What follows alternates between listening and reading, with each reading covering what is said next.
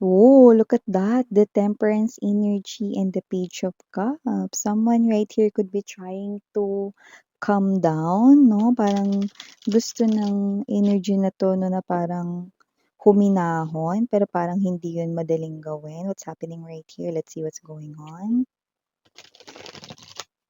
For some reason, I'm picking up that it's an outside energy, not really your energy yon. It looks like the person connecting sa inyo or the person you're dealing with. Okay, mukhang hindi talaga siya mahinahon, nasalo natin agad 'no? Kumbaga sa volleyball 'no, nasalo natin agad.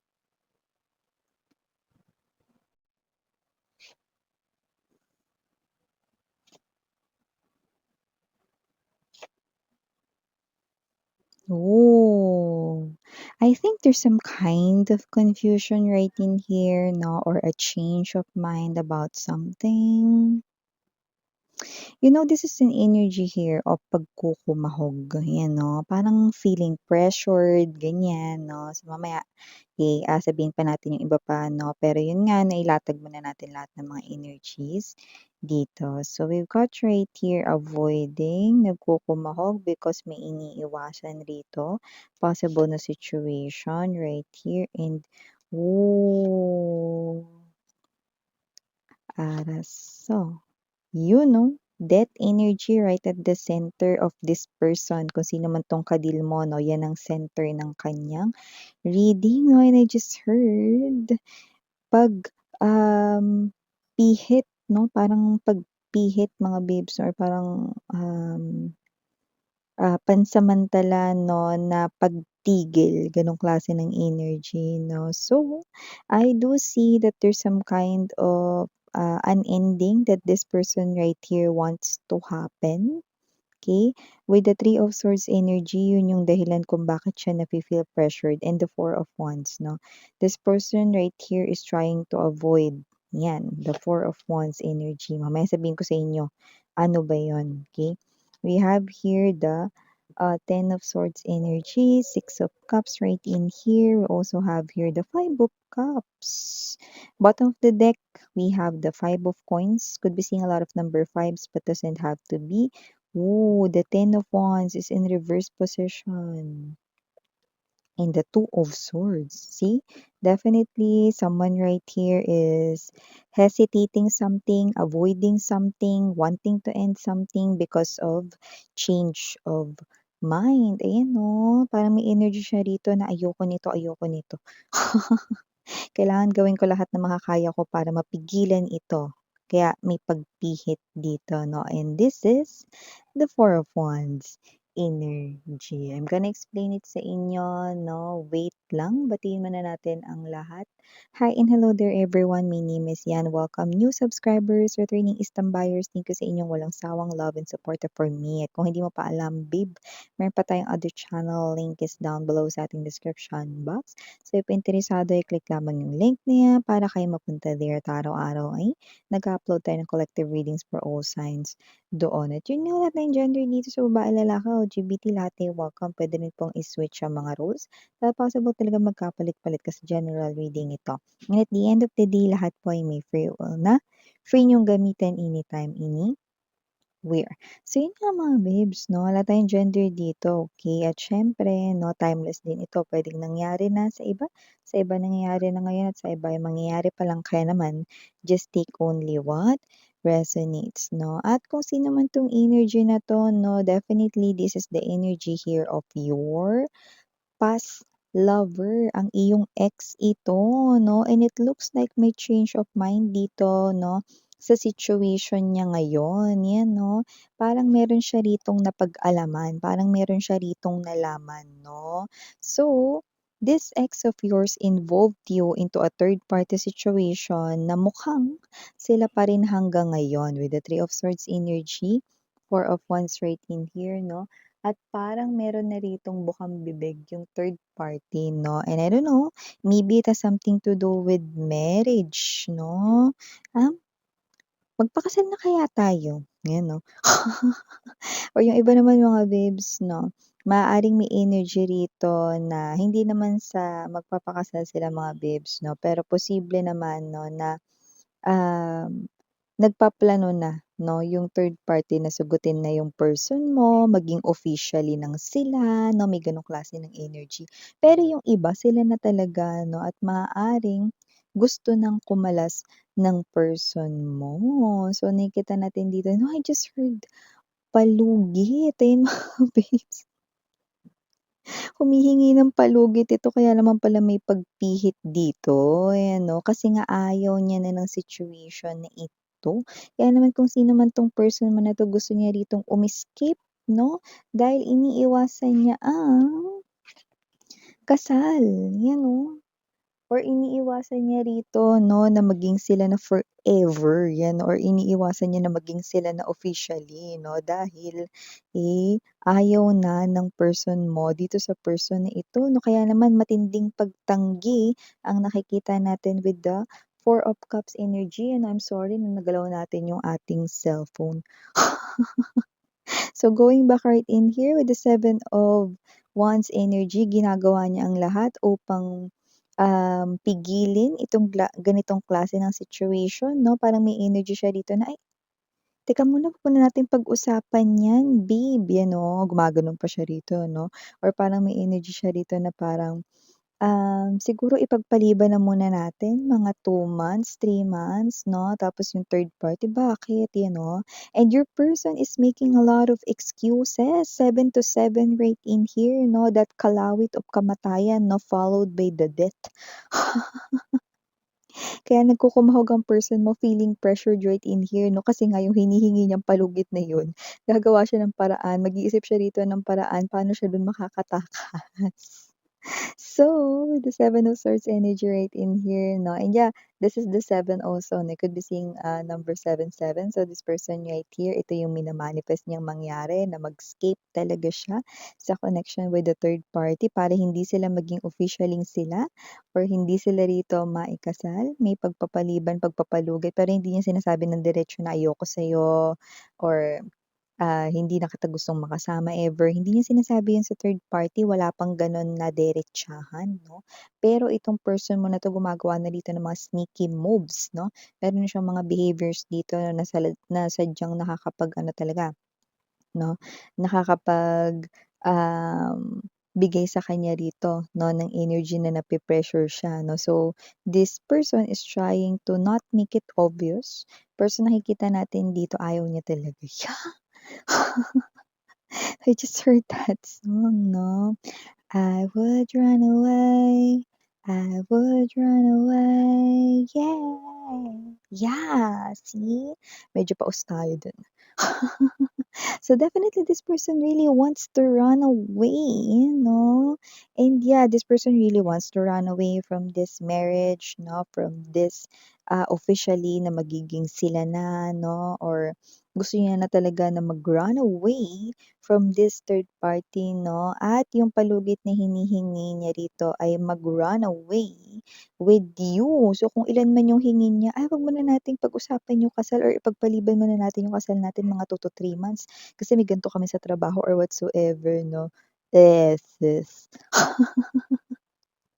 Yun ay gagamitin niya na panahon upang, gawin ng lahat manumbalik kayo sa kanyang buhay, ano. Nakita ko rito na ang hahabulin niya is yung person from the past na bini-trade niya, eh, 'di ba ikaw yun? You know? Ikaw yun, walang duda 'no. So, feeling pressured itong person na ito at nakikita natin dito mga babes 'no, kung sino man itong person mo na ito 'no, talaga namang kitang-kita natin 'no, na talagang siya ay nagkukumahog dito 'no, at talaga namang kinakabahan ng malamig. Kaya naman kung sino man ito 'no, energy na 'to, naghihingi siya rito ng palugit kasi gusto niyang i-pending 'yan 'no, Four of coins energy. Gusto niya na parang temporary na pihitin ito, pigilan, ganyan 'no. Kaya humihingi siya rito ng more time, pero hindi niya sinasabi na, "Eh, kasi iiwanan na kita third party, eh, kasi ayoko talagang makasama ka third party forever, eh, kasi ayoko talaga maging officialing tayo, 'yan 'no. Kasi yung iba mga babes 'no, iba-iba kasi yung energies dito pero definitely may third party. Puwede kasi na yung third party mga babes 'no, is puwedeng alam mo na nasa landian mode pa sila 'no, pero hindi pa sila officially sila. Like hindi pa alam ng mga friends 'no, or family na sila na talaga 'no. So, okey nakita ko rito bago mangyari yon to some of them 'no, possible na-realize na nila rito na ayaw pala talaga nila ng third party. Bago tuluyang maging sila. Yung iba naman 'no, possible na napag-uusapan na nung kasal at yung third party yung, nagbubukang bibig nito 'no, or sa third party mismo nanggagaling 'no. Your person is ayaw na magpakasal sa third party 'no. So, yung iba naman puwedeng sila na 'no, pero ayaw niya na talaga 'no, gusto niya talagang umalis bago pa mangyari ito kahindik-hindik na sitwasyon na gustong pigilan ng person mo. Kaya naman nakikita ko dito matinding pagtanggi with the Four of Cups energy at gustong magbalik nitong tao na 'to 'no. Yeah, the death energy, this, tri-energies 'no, death, Ten of Swords, and the Six of Cups 'no, definitely, okey, 101%, gusto niyang bumalik 'no, doon sa nag-end na relationship na bini-trade niya na person at yun ay walang iba, person from the past, none other than your energy, which I do feel like heavily dito sa energy na 'to 'no. And your person, okey, nakikita natin dito 'no, habang papalapit ng papalapit ng papalapit at pabawas ng pabawas 'no, ang mga araw 'no, at ang kalendaryo ay malapit na namang mapilas 'no. Nafi-feel pressured lalo ang person mo, lalo siyang nagkukumahog, nagmamadali dito kasi nga ayaw niyang matuloy itong kasal na 'to kaya naman, I would run away with you. Ang tanong, gusto mo rin ba na mag-run away kasama siya after all ng lahat ng ginawa niya sa'yo? I don't think so, because with the Five of Cups energy mukhang mahihirapan ang person mo. Look at that. Hindi siya rito makakabalik, okey, ng inaasahan niya rito kaya nafi-feel pressure siya. Bakit, ke? Kasi mga babes, ang laki ng kasalanan niya sa inyo, death to the Ten of Swords energy, okey? Kaya yung hinihingi niyang palugit or time period doon sa kanya ritong third party 'no, para maka-escape sa relationship nila ay kulang na kulang talaga 'no. So, parang gusto niya pa mag-extend dito 'no, parang computer shop lang dati 'no, "Kuya extend, lalaro pa kaming Crossfire, eh." Ayan 'no. So, whatever the case may be, gusto niya mag-extend rito mga babes 'no, ng time 'no, para may time siya rito 'no, na talaga naman na puspusan niya kayo rito na ligawan ulit, suyuin, na magbalik kayo sa life niya and everything, mga gano'n, 'no? Pero good luck na lang talaga sa kanya kasi nakikita natin dito mga babes na hindi ito magiging madali, lalo na kung napakatindi ng nagawa niyang kasalanan sa iyo. Kaya naman, with the Five of Cups energy, Ten of Wands in reverse. Alam mo ba ang ibig sabihin ng Ten of Wands?